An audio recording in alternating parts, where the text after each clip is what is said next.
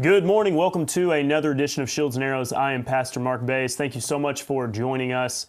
And we had another weekend. There was all sorts of things that happened. And yet at the same time, there may be a port strike, and that's going to cause you to not be able to get your coffee at the store. How's that going to affect things? Hezbollah leaders are getting blown up, and what does all that mean in the Middle East? All sorts of crazy things are happening, but I want to, instead of just talking about the news, I feel like I've been doing it a lot lately, I want a change of pace. On Friday, we had a little bit of just kind of a serious discussion, a little bit of a heart-to-heart on what churches need to be built on. It doesn't need to be based upon a man, it needs to be based upon the study of the Bible, right? That way churches can survive whenever tragedy, scandal, calamity ensues. Now, we're going to be talking about masculinity, though, today, all right? That seems to be important. It seems to be getting all the more rare. And I'm going to frame it in a little bit, I guess, of politics-type stuff. That's because tomorrow is October 1st. Time is flying by. But with that, tomorrow is October 1st, and we are having the vice presidential debate. Now, I am going to say this. On one hand, the vice presidential debate is probably not going to make much of a difference. It's really not. Because I don't know when a vice presidential debate has ever made much of a difference. I mean, Sarah Palin kind of fell flat as a vice presidential candidate with John McCain, but John McCain wasn't going to beat Obama anyways. The momentum was all on the Democrats' side in 2008, even though I was like 11 years old when that was going on. I remember a little bit of that, though. Now, with that, in 2012, you had Mitt Romney and, wow, I can't even remember who was. It was it Rand Paul? Who was Romney's running mate?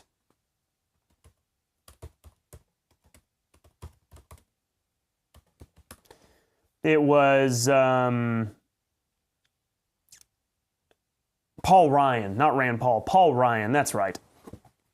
And so didn't really make much of a difference. Nobody really remembers the vice presidential debates. 2016, Mike Pence versus, who did Hillary Clinton pick? All these things are coming back to my mind, and I'm trying to remember.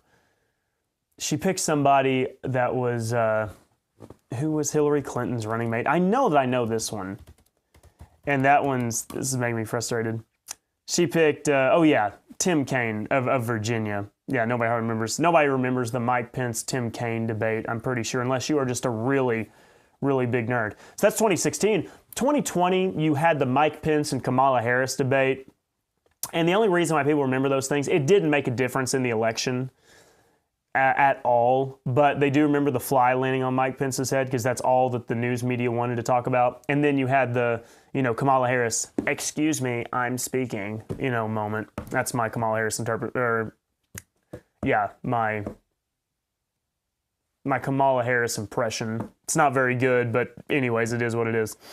So they're just not going to make that much of a difference. I don't think that the Walz and J.D. Vance debate is going to make a massive difference in this election.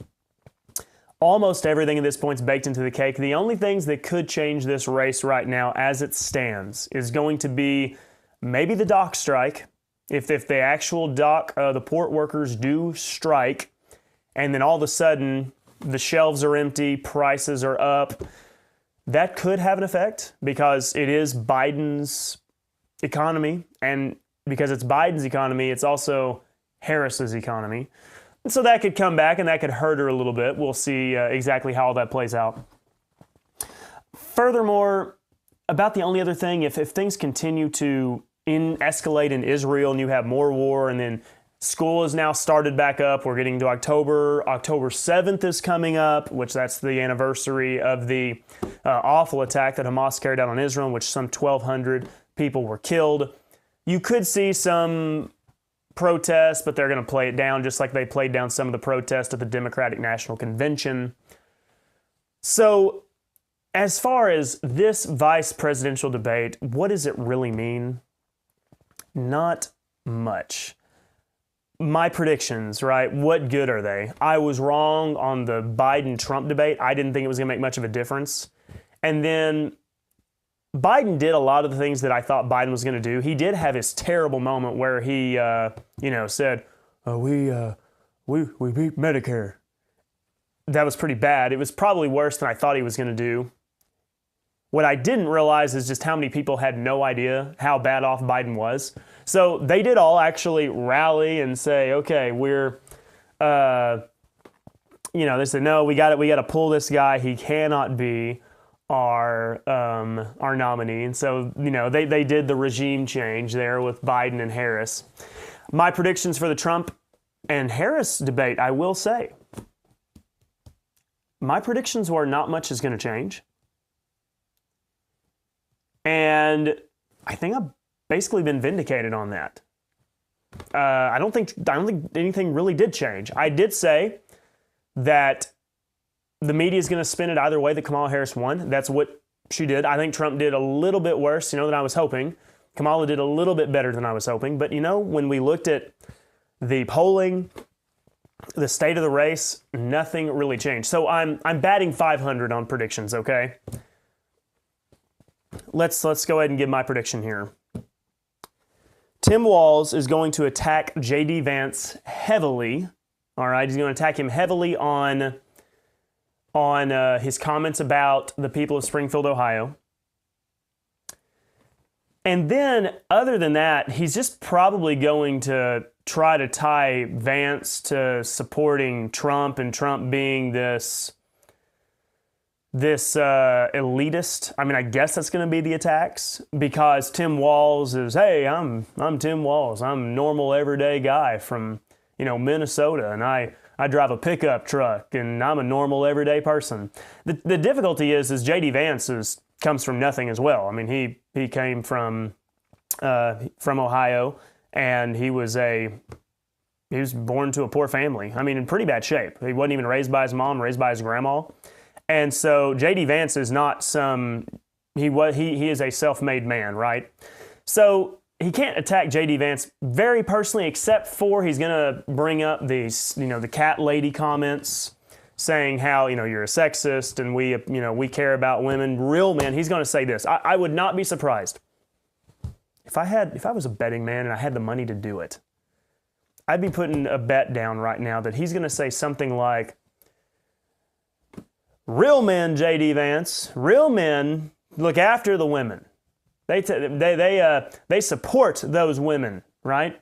Now, he's going to phrase it in a way that still gives power to the ladies, not sound sexist, but, a real man doesn't talk bad about cat ladies or whatever, right? He's going to use that, right? A real man. I would, like I said, if we're going to do a bet here, I bet the words something like a real man is going to be coming out of Tim Walz's mouth. It's not going to do much difference. I think J.D. Vance is going to do really well. He's a young guy. He thinks pretty quick on his feet. He has been getting a lot of practice lately because he is doing a ton of interviews, TV, you name it. He is used to the hostile environment. If the moderators try to get political, he's going to stand his ground. I think he's going to do a relatively good job. Now, he's going to get hit really hard by Tim Walz on all sorts of things, and the moderators are probably not going to be very kind to him either. I think the moderators this time around, who is hosting the vice presidential debate?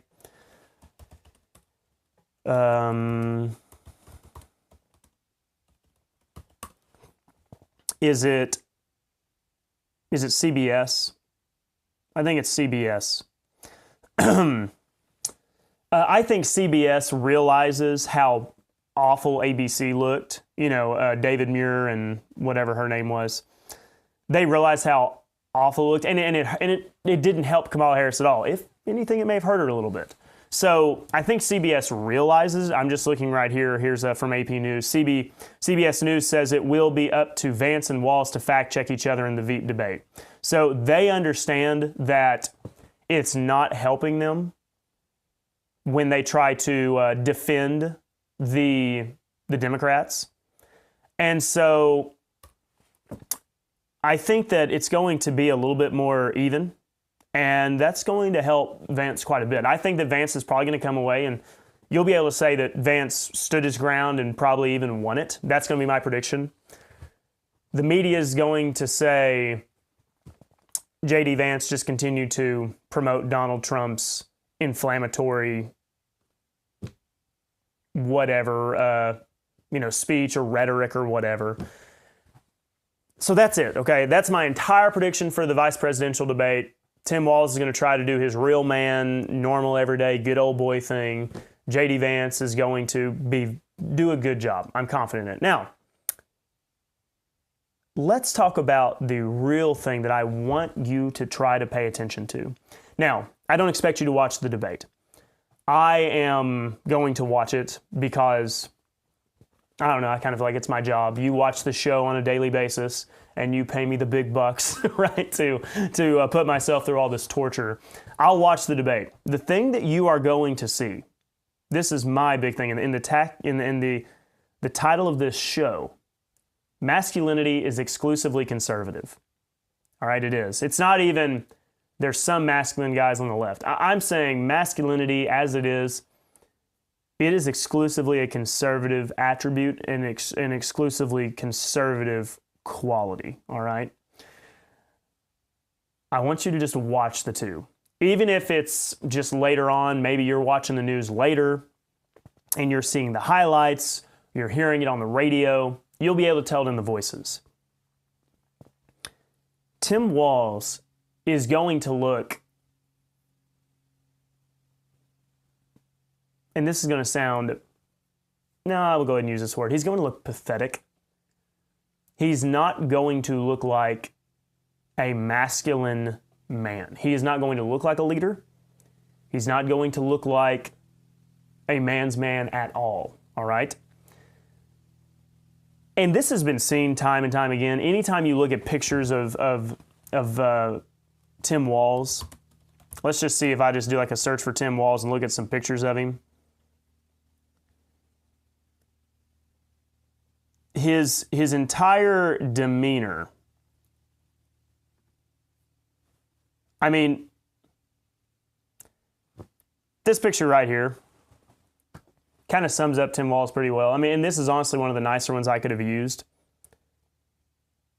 Like big, open, smiling, clapping hands. I don't know of a grown man that acts like that, okay? You know, when you got a few of these, there you go. There's his more serious face, I guess, pointing his finger up into the air, talking about something. But there's this one, and I get it. You can take a screenshot of anybody. You can do it to me in the course of this show. But a lot of these pictures, though, of Tim Walz that are more flattering, it's all the liberal stuff like CBS, Politico, Axios, NPR. But if you just like see him on a regular basis, okay, like here's another one, all right? Pointing. Like what man do you know points like that, okay? There's another one. I think the interesting thing is that this vice presidential debate is just going to be a good example of the baseline for masculinity as it exists in liberal progressive circles versus the baseline, right? I'm just saying baseline. I'm not talking about exceptional. The baseline masculinity that exists amongst conservative circles. So like, here's J.D. Vance. And I am no big fan of J.D. Vance. I honestly didn't really want Trump to pick J.D. Vance just because Vance in his early days didn't seem conservative enough for me. Now, he's come out even a little bit more conservative now, but I heard some of his positions in Hillbilly Elegy and I wasn't all that impressed. But like, here we go. Let's just try to find some pictures of J.D. Vance. Trying to find like a silly picture of him. All right, there you go. That's about the most cringe-inducing one. I mean, and it's not even that bad, right? He's just standing there. He's got a kind of a determined face. And instead of doing like a limp-wristed pointing, he's doing, clenched fists. Now, there's going to be some that are watching today who are going to think, wow, this is really petty and really silly. No, you need to listen to what we're talking about here, okay? If you are coming away from what we're talking about right now in this analysis of pictures as this is petty, this is silly, this is it's almost childish, or it's not substantive, no, you're missing the point, and you've got to get what I'm trying to say here, okay? Let's just look at a few more pictures, and we got to make our point here, okay? I don't know, and like I said, I'm trying to. Obviously, you can find. Look at even like NBC. All right, like that's NBC. NBC's no fan. All right, that's his more consistent demeanor. All right. Where's one from? I mean, there's Politico. There you go. There's one side by side. J.D. Vance, Tim Walz. Tim Walz looks pretty bewildered. He's just there. The J.D. Vance. You got a number of them that you can compare like side by side here.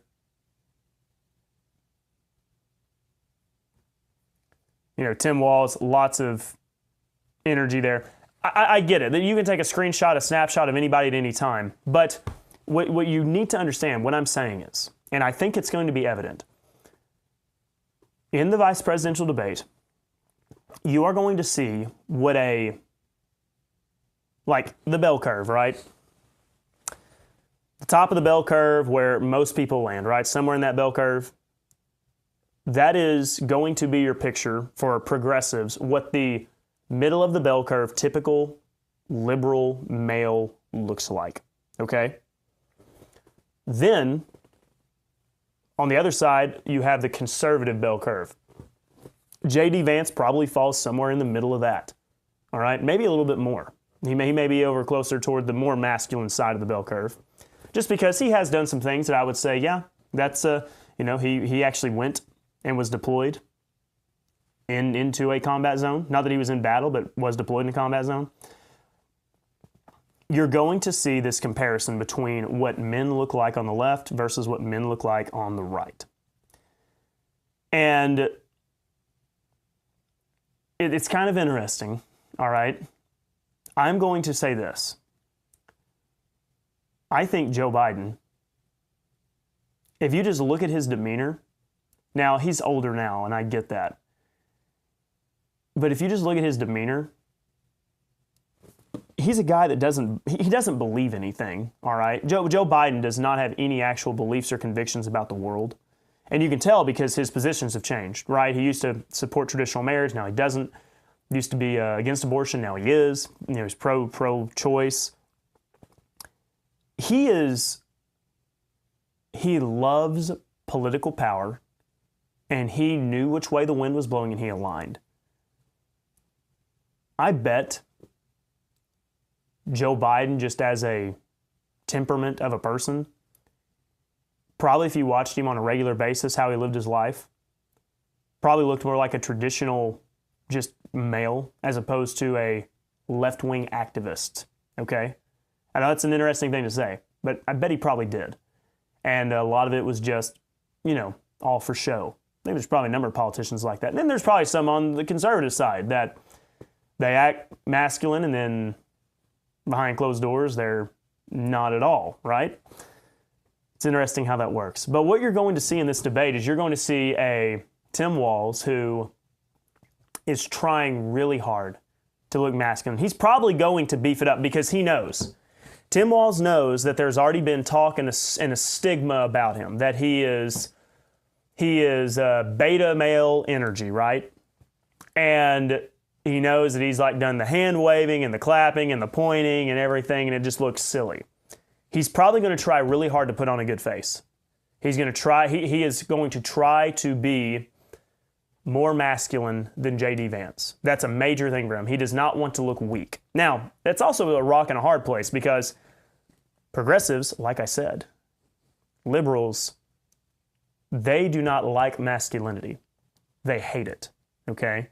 Masculinity, testosterone, men, all right, male leadership, that is a problem, all right? They despise masculinity. They do. And they show it in all their different ideologies, their beliefs, everything. Now, J.D. Vance, he is no perfect example here, but what you're going to see is he is going to not have to fake it.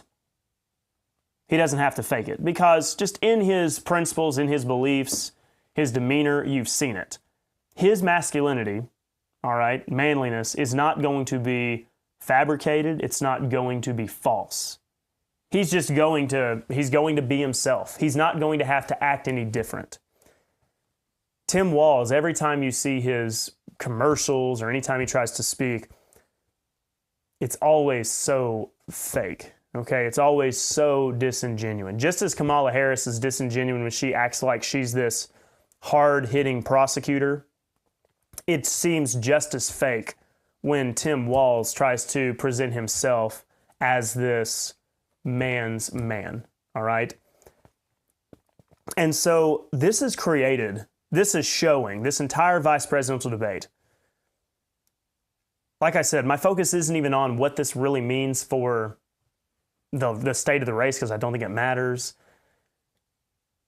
I think it's showing you that masculinity has been rejected by progressives, and it now is a unique and specific feature of the right, of conservatism, all right? And that is honestly an excellent thing. I think that is excellent. It's a very good thing. And that means that we can really make a lot of progress. Now, unfortunately, the ladies. I know that the ladies that listen to this show, you have a good head on your shoulders, but if you look at the polling, and probably when it comes to demographic-wise, it's probably pretty close to accurate. I mean, women overwhelmingly support Kamala Harris. For one, they've been lied to and deceived and convinced that they need to murder their children in order to have rights, and that's just purely a lie. But they've been convinced of that, and they see Trump as a threat to their right to murder their children because they've been told that murdering your babies is empowering. Sorry for my left eye is itching. Probably because of all the goat weeds that I was out and around over the weekend. If you do not know Oklahoma, we have something, I call them goat weeds, but they are terrible. And anyways, men being outside doing things, there's my tie-in. It's amazing. The progressives, if you look at their political posts, their political opinions, their columns and everything, eating meat is bad. All right? Eating meat is bad. Now, my wife enjoys eating a good steak too, don't get me wrong. But she's also just as likely to go to a restaurant and order, some kind of pasta or something really heavily, with different types of, whether it's peppers and not like bell peppers and stuff like that. At a Mexican restaurant, she'll like, stuff like that. And I'm more just give me the fajita meat and let me eat, right? But, eating meat, eating steak, it's a pretty masculine thing. And, more of the smoothies and fresh fruit and whatnot, right? The ladies really enjoy that. Even though my wife is the one that got me to eating, medium cooked steaks. My dad had me raised well done. And I think it's just because my dad was used to eating steaks that way his whole life and he never thought to try it. But anyways, eating meat's bad, right? Don't do it. And men like to hunt, so we like to eat meat. That's a very fun thing. Get a lot of satisfaction out of it. What else? They've taken lifting weights. That's bad. That's toxic masculinity, because guess what? Men lifting weights and whatnot, pretty masculine, a lot of intensity, a lot of testosterone-fueled energy. That's bad. We can't have any association with that. So guess what? The meat eaters, if you're somebody who enjoys a steak, probably pretty conservative, all right? If you like to lift weights, all right, you're a young man, 20s, 30s, 40s, 50s even, right? 50s would be a pretty young man, probably, when when you get older, it's when you're young, you think, man, 40 years old is, you're getting up there. And now it's like, I'm almost within, a decade of being 40, right? It's crazy to think about. But with that being said, hey, you 50-year-old men, get in the weight room, get strong. Even the rest of you would all benefit from lifting weights. But now, if you are somebody who is interested in getting stronger, having some muscles, right? Well, it's toxic masculinity. That's conservative ideology right there. So they own that. Obviously, guns. Guns are very masculine. The left hates them, and men that want to be protectors and like to shoot and be just prepared, they carry guns. They like to shoot them. All right. So that's owned by conservatives as well. They have truly isolated themselves. The progressives have dug themselves a hole. The men in large are leaving the Democrat Party. And I think that's one reason why Trump is polling well, even starting to poll well with some minority groups, whether it's black or Hispanic, you name it. Because the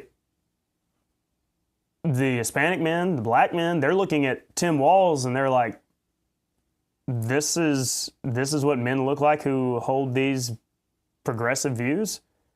Then they're seeing over on the American side, Freudian slip, they're seeing on the conservative side that, look, you've got hunters, you've got weightlifters, you've got just masculine guys. You got guys that like to do combat sports, UFC. UFC is a conservative thing, right? Dana White, the owner of the UFC, he came out and endorsed Trump, right? It's a masculine thing, okay? It's a man's thing. And so they're looking and they're finding themselves, it doesn't matter what political or identity politics they try to play, they're just seeing men and they're gravitating over to that.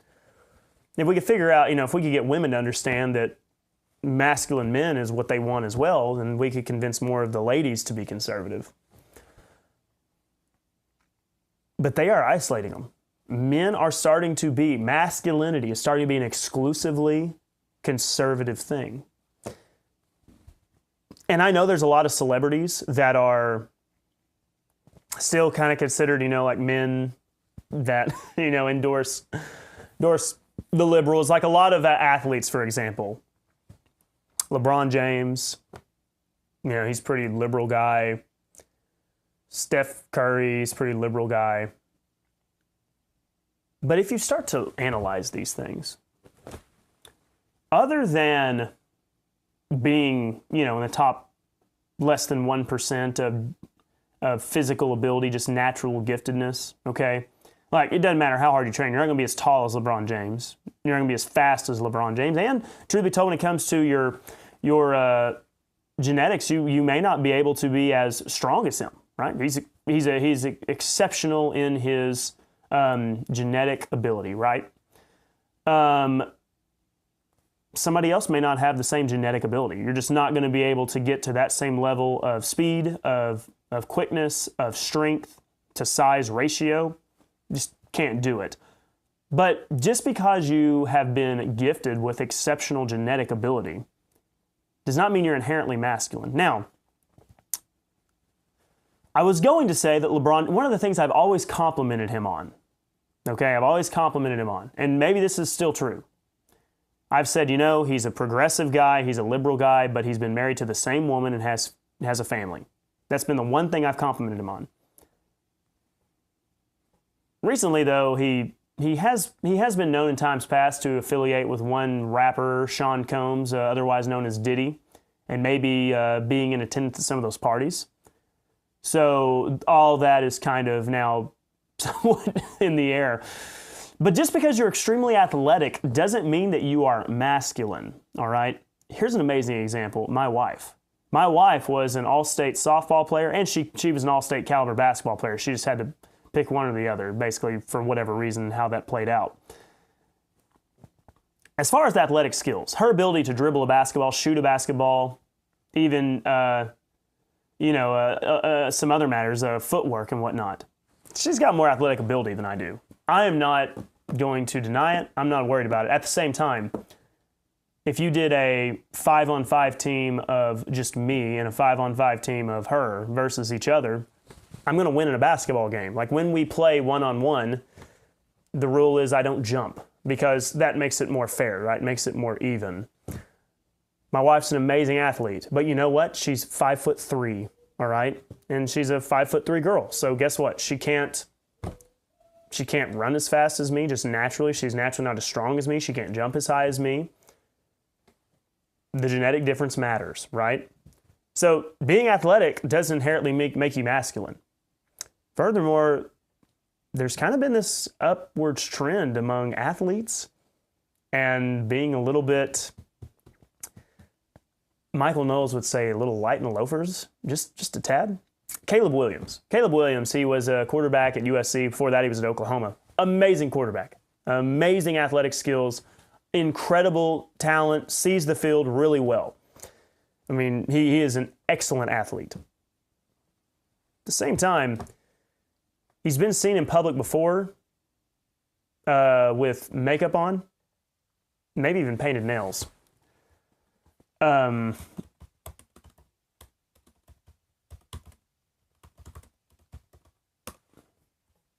Yeah, so, I mean, here's a picture of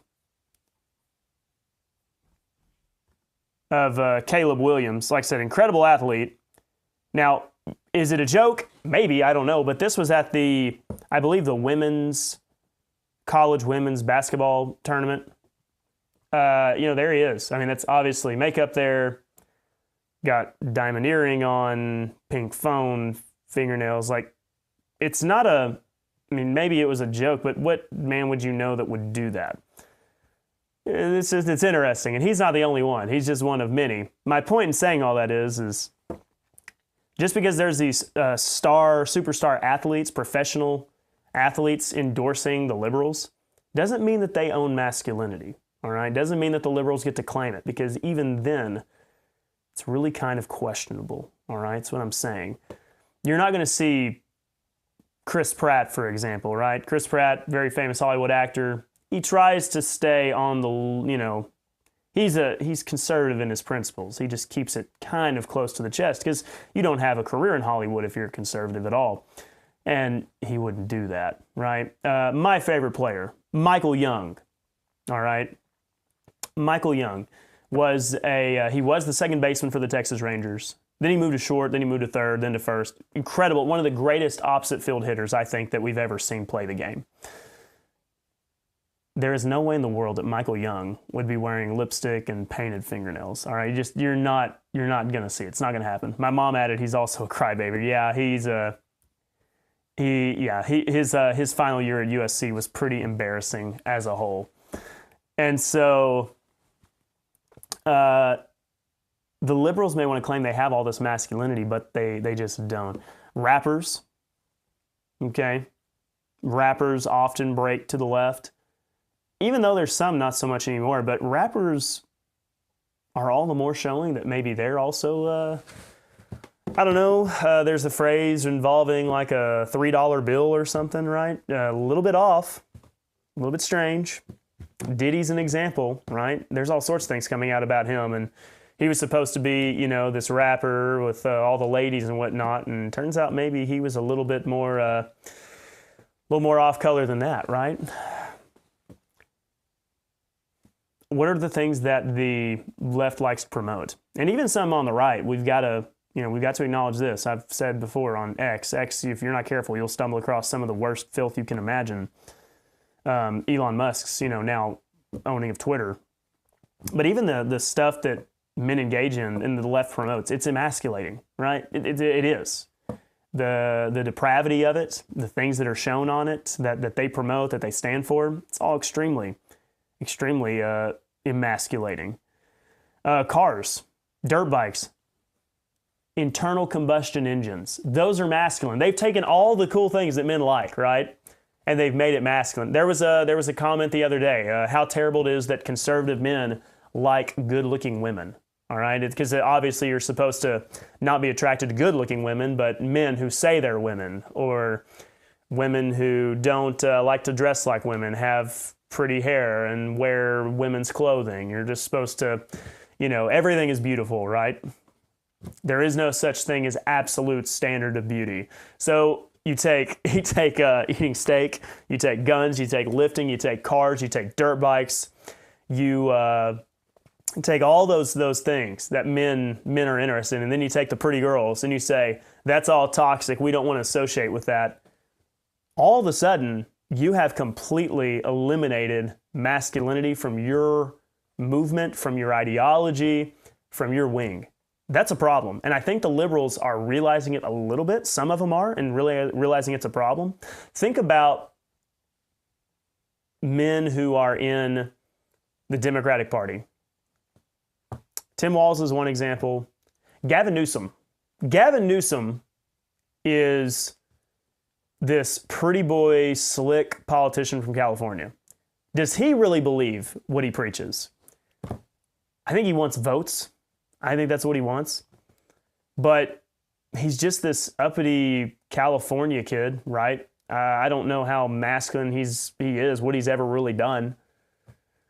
I don't know if he's ever skinned a deer or anything like that.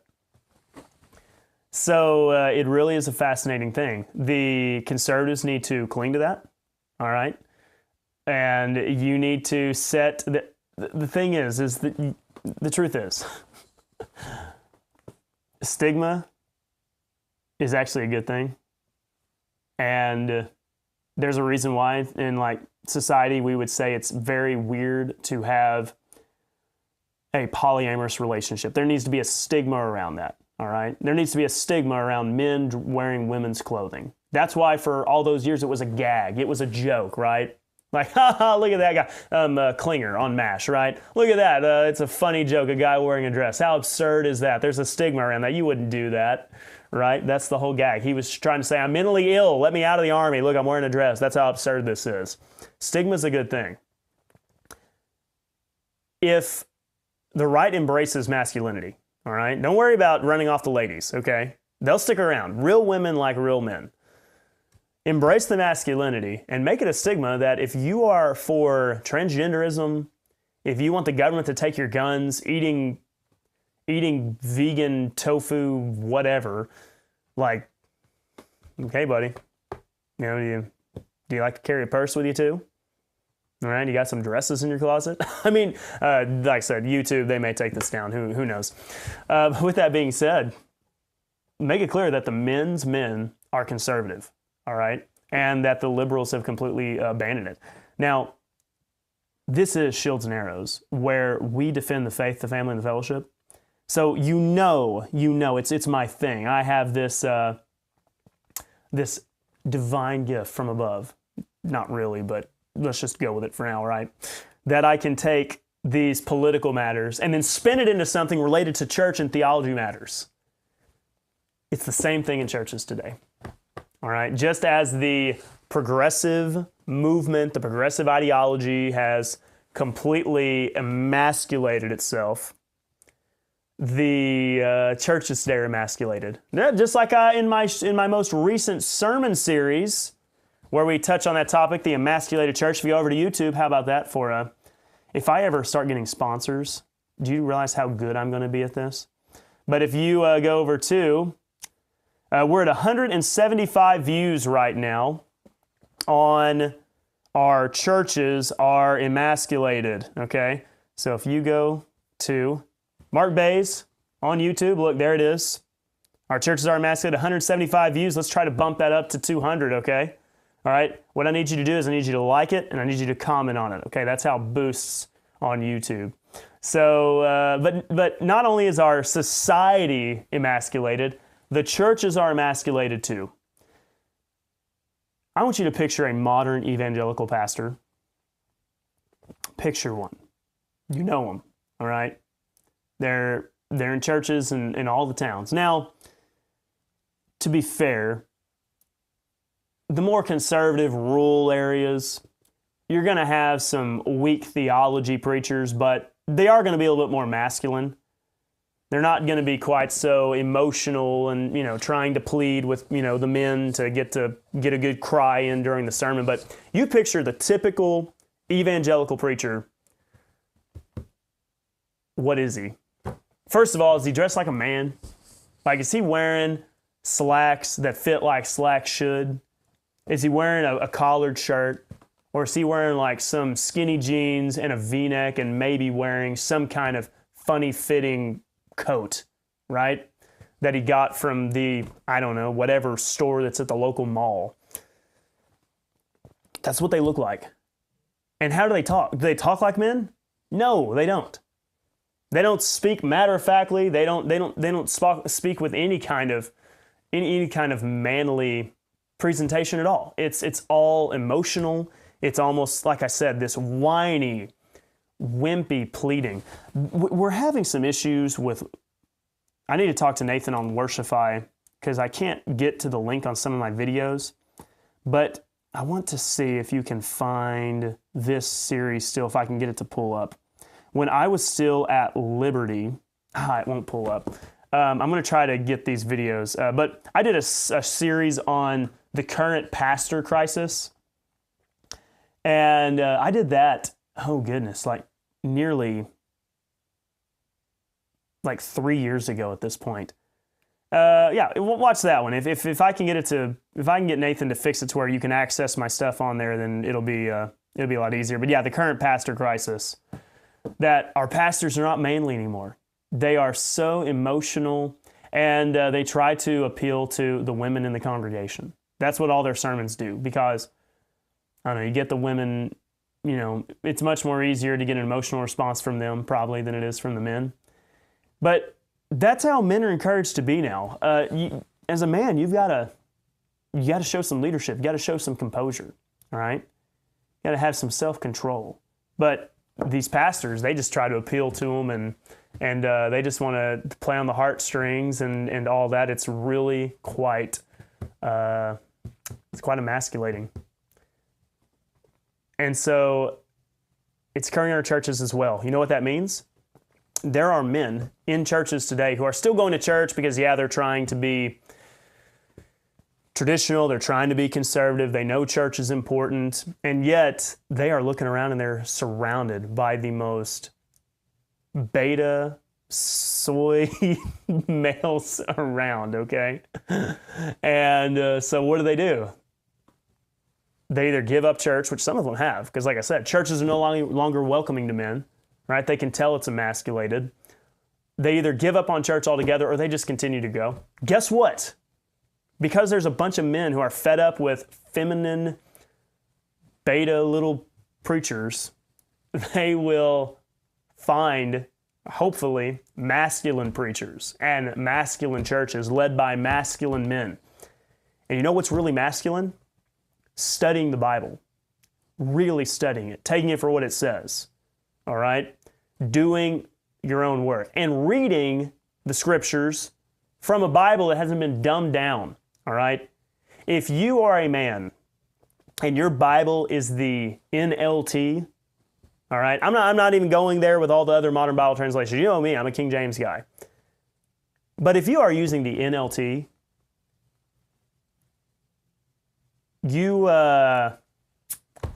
I'm just being mean today, aren't I? Y'all like it when I'm mean? I know some of you probably do. Okay, I'll just put it this way. Okay, ready?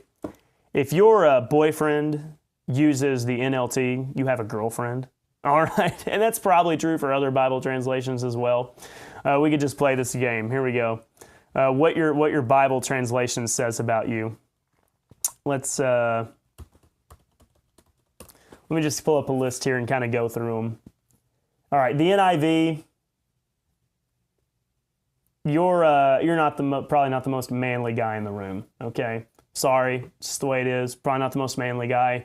You're using the NIV because you were told by somebody that was best. It was probably the Bible that your mom used. NLT, obviously, we're very concerned about you. You're probably struggling with your masculinity. The English Standard Version, you think you're masculine, you think that you're a man's man, but it's just kind of fake, all right? And so you gotta man up and get a real Bible. But the ESV, you like the idea of being a man, but you just can't quite commit to it. King James Version, you are either a conservative man, manly man, or you are we're keeping this in. If you were a woman, you're a conservative woman. Yeah, King James, you're a man's man, and the New King James Version, you're manly in some aspects, but you've gotten a little weak. All right, you got to go to the gym, you got to get outside, you got to eat some more steak. You're starting to let too much of the processed meats and whatnot get into your diet. You got to go out and buy get you a sirloin. New American Standard Bible, you're misguided. You mean well, but you didn't quite have the best example for a man. The dad you had was not the best, but he's the dad. He's the only dad you had. You need somebody to come along and help you along a little bit. Now, if you're still using the NASB 1995, you probably have some conviction about some things. You don't like the New American Standard Version. And so you're probably a little bit more principled. And honestly, if you're using the NASB 1995 right now, you're probably a hop, skip, and a jump from the King James. It's just going to, a little bit longer, probably in another year, you're just going to be a King James guy. You're probably already dabbling with the King James. NASB 1977. If you're using the NASB 1977, you are probably not too emasculated. You're also not really sure. Because you're still stuck in 1977. Like, that's probably just the only Bible you have. You don't even know that the 1995 has been updated. So you'd be an interesting case. You just got to look up and look around, okay? Legacy Standard Bible, you just believe whatever you're told. You listen to Joe Rogan and you think that's the standard of a man, so you just do whatever they tell you to do. Be your own man, okay? The Amplified Bible, you are probably not actually a man at all. Christian Standard Bible, yeah, your dad has to change your oil for you. Holman Christian Standard Bible, your mom changes your oil for you. The American Standard Version, if you're using the American Standard Version, why not use the King James? Are you really convinced that the Nestle Aland is better? You were probably somebody who thought that, you probably think that the 1911 should have never been replaced, but probably the updated 1911, not the traditional 1911 that was issued in World War I. So you got to get your mind right, priorities straight there. Let's see here. What's some others? The International Standard Version, you're a communist probably.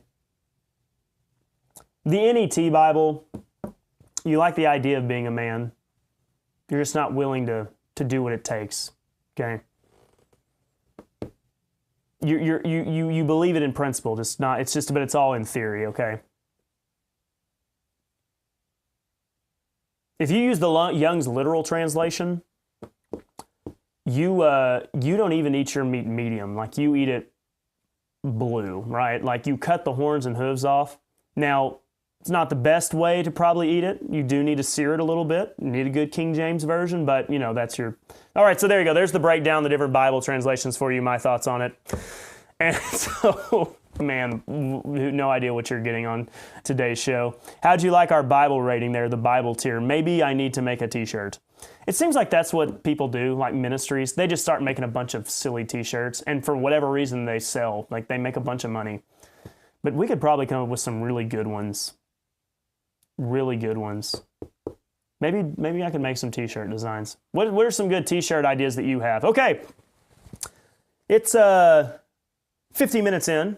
It's about how long I try to shoot for on Mondays, because then I like to say hi to you. Mary Terry, good morning, Mary. Great to have you on. My mom's here with us today. My mom didn't raise no frilly, emasculated male. I'd like to think not. Ken's on today. Speaking of masculine men, good morning. Ken's on today. Ken Hammer. We have Ken Crawford and Ken Hammer. Ken Hammer is, or Hamner, I guess, but still very cool name. Another man on today with us, Jerry. Not a fan of Saturday Night Live, but have you seen the Joe Biden-Harris skit? Not bad. Wow. Are they actually poking fun at him? Sometimes Saturday Night Live will do it. They just won't commit entirely, but interesting.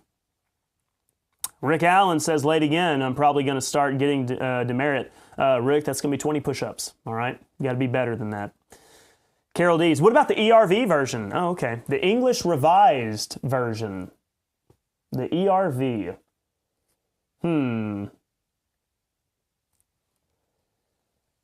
The English Revised Version was made before the ASV. It was basically the newest version after the King James. If you're using the ERV, then you're probably British. And yeah, you're probably struggling with masculinity. There you go. How's that for the analysis? Oh man, this is fun. This is fun. We could probably do this some more. You just got to give me the ideas, okay? If you'll give me the ideas, I'll make it happen. All right. Let's see here.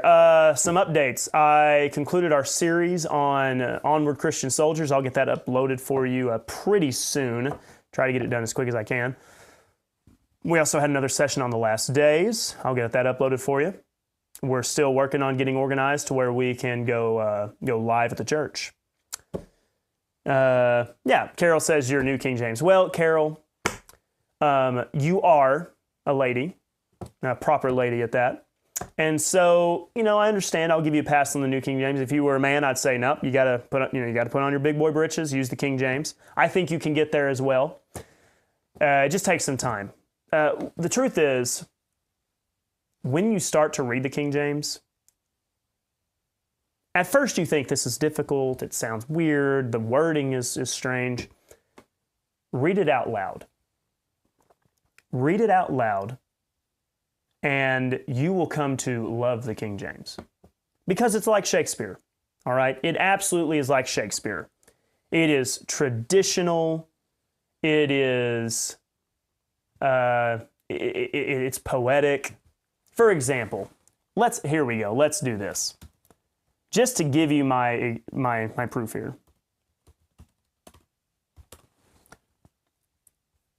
Bible Hub. Ecclesiastes 1:9. Let's compare all the different translations here. Ecclesiastes 1:9. The New International Version. What has been will be again.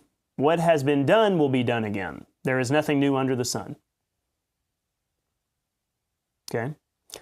The New Living Translation. History merely repeats itself. It has all been done before. Nothing under the sun is truly new. Okay. English Standard Version. What has been is what will be, and what has been done is what will be done, and there is nothing new under the sun. Now, the ESV, you think, that kind of has a little bit of a rhyme to it. Yeah, but that's because they're ripping off the King James. Let's read the New American Standard one. And what has been is, it is what will be. And what has been done, it is what will be done. So there is nothing new under the sun.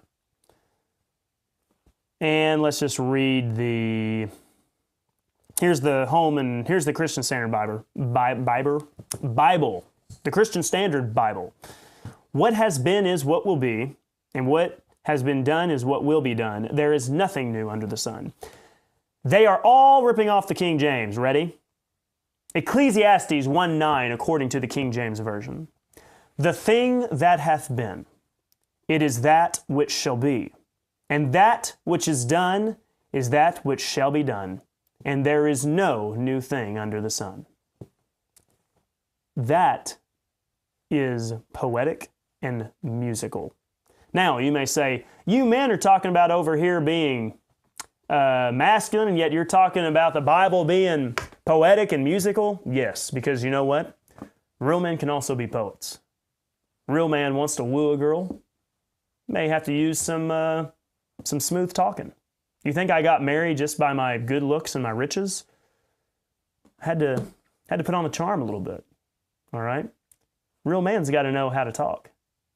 And so, one reason why men like Lord of the Rings is because it has that old English language. All right? King Theoden. I know thy face. I know your face. Well, some other things that are said. Ride now, ride to Gondor. Those are all amazing things, okay? King James. The thing that hath been, it is that which shall be, and that which is done is that which shall be done. And there is no new thing under the sun. That sticks with you. That is amazing. And that's why you should use the King James Version, all right? It's like reading poetry, and yet at the same time, it is a very accurate translation of the preserved Word of God. All right. I guess if nobody else has anything that you would like me to talk about, if you think I'm done with my discussion, my ranting for the day, I will send you on your way. Go have a great rest of your Monday. Continue to be fearless defenders of the faith. Go out there and fight those battles, all right? Thank you all so much. I appreciate you. And we'll be back tomorrow. We're going to be talking about stuff, probably. Get ready for the debate. It's not much going to happen. Just pay attention to the masculinity that's on the stage. That's the big thing. And then Wednesday, we'll just continue on with our study on Philippians. Thank you all so much. I am Pastor Mark Baze of Shields and Arrows. Thank you all for joining us. Have a great rest of your Monday.